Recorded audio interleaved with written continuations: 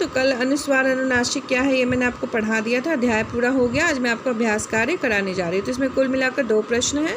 अब दोनों प्रश्न को अच्छे से करेंगे, ठीक है।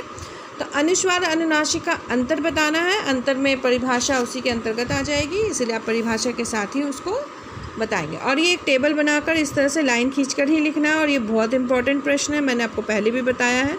इसमें कुल 6 बिंदु दिए हैं, आप इसमें से 5 लिख सकते हैं, ठीक है। अनुस्वार आश्रित नासिकीय व्यंजन है और अनुनासिक आश्रित नासिकीय स्वर है।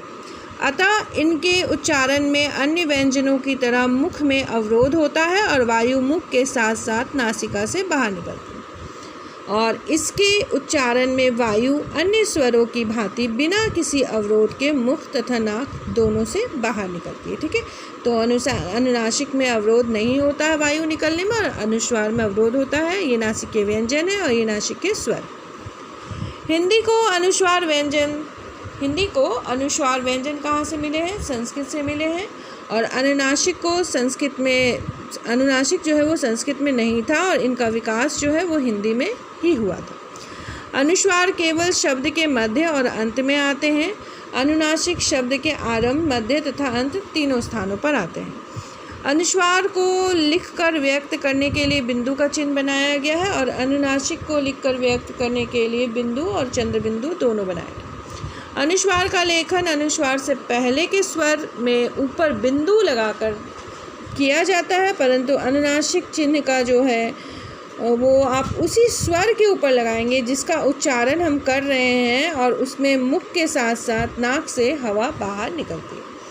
अनुस्वार के बिंदु का उच्चारण हमेशा नासिकीय व्यंजन के रूप में सुनाई पड़ता है, और अनुनासिक का उच्चारण हमेशा नासिकीय स्वर के रूप में सुनाई पड़ता है। अब अगला प्रश्न है, नुक्ता क्या है तथा हिंदी में यह कौन सी ध्वनियों के नीचे लगाया जाता है? हिंदी में 2 व्यंजन ध्वनियाँ हैं, अरबी, फारसी, तुर्की, अंग्रेजी और अनेक यूरोपियन भाषाओं के शब्द के आ जाने के कारण ये हमारे हिंदी शब्दों में आ गई। इनके लिए देवनागरी लिपि में पहले से मौजूद वर्णों के नीचे बिंदु या नुक्ता लगाकर नए चिन्ह बना लिए गए हैं। तो नुक्ता क्या है? ये एक चिन्ह है। इस चिन्ह को हम व्यंजन के नीचे लगाकर प्रयोग करते हैं। और वे शब्द कहाँ से आए हैं, किन शब्दों के नीचे लगाया जाता है, ये पूरा आंसर आप लिखिएगा। अरबी, फारसी, तुर्की, अंग्रेजी तथा अनेक यूरोपियन भाषाओं के शब्दों के आ जाने के कारण हम उसमें क्या करते हैं, अपने वर्णों के नीचे एक बिंदी लगाकर नुक्ता लगा देते हैं, ठीक है। अगला प्रश्न है, सही अथवा गलत के निशान आपको लगाना है। अनुनासिक के उच्चारण में वायु केवल नाक से बाहर निकलती है? नहीं। अनुनासिक ध्वनियों में स्वर तथा व्यंजन दोनों आ सकते हैं? नहीं। संस्कृत में अनुनासिक ध्वनियाँ नहीं थी? सही कहा। अनुनासिक को लिखकर दिखाने के लिए 2 चिन्ह हैं, बिंदु और चंद्र बिंदु? हाँ। सभी नासिकीय स्वरों के ऊपर चंद्र बिंदु लगाई जानी चाहिए? नहीं। अनुस्वार एक नासिकीय व्यंजन है? हाँ। वर्णमाला में अनुस्वार को अ के रूप में दिखाया जाता है? हाँ। और शब्द के अंत में अनुस्वार न के रूप में उच्चारित होता है? नहीं। अब आ जाइए, निम्नलिखित शब्दों को मानक रूप में आपको लिखना है। तो बिंदी का प्रयोग करके हम क्या करेंगे, उसको एक मानक रूप देंगे जिस रूप में हम उसे प्रयोग करते हैं। यहाँ पे देखिए, अ, अंग, ग, द, और इसमें कैसे लिखेंगे, अ ऊपर बिंदु, ग, द, अंगद, ठीक। यहाँ पे भी प, य है, जा, बी, तो प, य को हटा के ऊपर बिंदी लगा देंगे, बन जाएगा पंजाबी। सिंधु, सी ऊपर बिंदु और ध में छोटी ऊ, सिंधु। ये कुछ नहीं है, गलती से लिखा गया था। क, अंग, क, ड़, कंकर, क ऊपर बिंदु, क, ड़, कंकर। अ ऊपर बिंदु, ड में अ की मात्रा। यहाँ पे मूर्धन्य है, इसे हटा दिए। यहाँ पे न है, इसे हटा के बिंदी लगा दिए। पंचायत, य है, यहाँ पे य को हटा के हम क्या करेंगे, अनुस्वार का प्रयोग करेंगे। कंटक, यहाँ पे भी हम मूर्धन्य को हटा के क्या करेंगे, अनुस्वार का प्रयोग करेंगे। खम्बा, ख ऊपर बिंदु, भा, खम्भा, खम्भा। जगदम्बा, यहाँ पे भी म को हटा के हम क्या प्रयोग करेंगे, बिंदी का प्रयोग करेंगे। आंधी, आ पर चंद्र बिंदु, ध में बड़ी धी, आंधी। तो आंधी को हम बिंदी लगाकर प्रयोग नहीं करते हैं, हालांकि कई स्थानों में हो जाता है, परंतु इसका मानक रूप है चंद्र बिंदु के साथ। तो आपको मानक रूप लिखना है चांद, चांद। सेंधा नमक, सेंधा नमक। कुआं, यहाँ पे भी देखिए चंद्र बिंदु का ही प्रयोग होता है। द चंद्र बिंदु का प्रयोग होता है। ठीक है, 5वां प्रश्न आपको नहीं करना है, 6ठा प्रश्न भी आपको नहीं करना है। 7वें में आ जाइए। आपको प्रत्येक वर्ण से बनने वाले शब्दों के नीचे 3-3 उदाहरण देना है। तो फ के साथ है नुक्ता और अ के साथ है चंद्र। फन, फन, फ जो वायु बाहर आती है वह नुक्ता के चलते आती है। ठीक है, फातिमा, फातिया।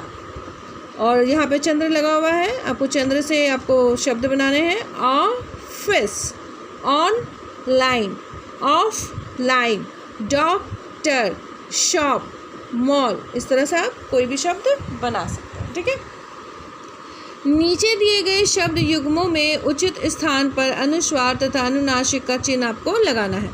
च ऊपर चंद्र, द चांद। यहाँ पे आप चांद बना सकते हैं और च ऊपर बिंदु, द चंदा। ठीक है, सा ऊपर चंद्र बिंदु, स ऊपर बिंदु, सांप, संगीत, भैंस, भंडार, हंसना, हंस, पंखा, 5, अंगार, आंगन, दंत, दांत, गांव, गंगा, सुंदर, बूंद। ब में चंद्र बिंदु। देखिए कहाँ कहाँ चंद्र बिंदु का प्रयोग है, इसको आप ध्यान से लिखिएगा। जहाँ चंद्र बिंदु का प्रयोग है उसको प्रयोग करके लिख लीजिएगा।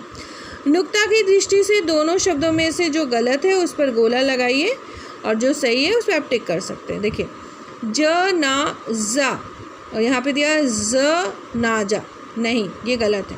ठीक है, तो जो गलत है उस पर क्या करना है, हमें गोल लगाना, और जो सही है उसमें टिक कर देना। ज ना जा, का ग ज, जवान, ये गलत है। तेज, तेज, तेज नहीं। फसल, फसल नहीं, गलत है। सॉरी, ये सही है। फल, फल, फ में बिंदी हम नहीं लगाते हैं। फरवरी, फरवरी, इससे फरवरी लिखते हैं, इसमें नुक्ता हम नहीं लगाते हैं। जुकाम, जलेबी, तो ज करके नहीं बोलते हैं हम इसे, इसलिए इसमें हम गोला लगा दिए हैं। जुकाम, जुकाम नहीं बोलते हम इसे, जुकाम, जू। जहाज, इसमें गोला लगा दिया क्योंकि ज के नीचे होगा यहाँ पे नुक्ता। ठीक है, यहाँ पे ज के नीचे दिया हुआ है जो शुरुआत में गलत है। जहाज, जहाज, ये सही है। फिदा, फिदा नहीं, फिदा, फिदा। ठीक है, अब आपको यहाँ पे अगला दिया है, निम्नलिखित शब्दों के व्यंजन वर्णों के नीचे क्या करना है, आपको नुक्ता लगाना है। तो ज ना जा यहाँ पे लगेगा। ठीक है, ज ना जा, जनाजा। ज के ऊपर में जो शुरुआत वाला ज है यहाँ पे नुक्ता नहीं लगेगा, ये गलती से लगा हुआ है, इसे हटा दीजिएगा, यहाँ पे लगाइएगा। ठीक है, जबरन, फसल, खारिज, फरवरी, ज़माना, क्या हो जाएगा यहाँ पे, ज़माना। ठीक है, और यहाँ पे फरवरी में तो नुक्ता लगता है, इसीलिए यहाँ पे जो ये फरवरी दिया हुआ है ये गलत है और ये वाला फरवरी जो है ये सही है। ठीक है, ये वाला गलत है, ये ध्यान रखिएगा। हाँ, तो ये हो गया आपका पूरा अभ्यास से कार्य, मैंने आपको बता दिया। जनाजा का ज़रा ध्यान रखिएगा, ये वाला जो है ये ऐसे कर देती हूँ मैं ताकि आपको समझ में आ जाए कि ये नुक्ता नहीं है। ठीक है, नुक्ता कहाँ पे लग गया है, मैंने कहाँ लगाया है, यहाँ पे लगाया है, जो के लिए। ठीक है, ज ना ज। ठीक है, तो ये आपका पूरा हो गया अभ्यास कार्य, इसको आपको कॉपी में कर लेना है, मैं इसके फ़ोटोज़ आपको भेज दूँगी। ठीक है, क्लास 9, धन्यवाद।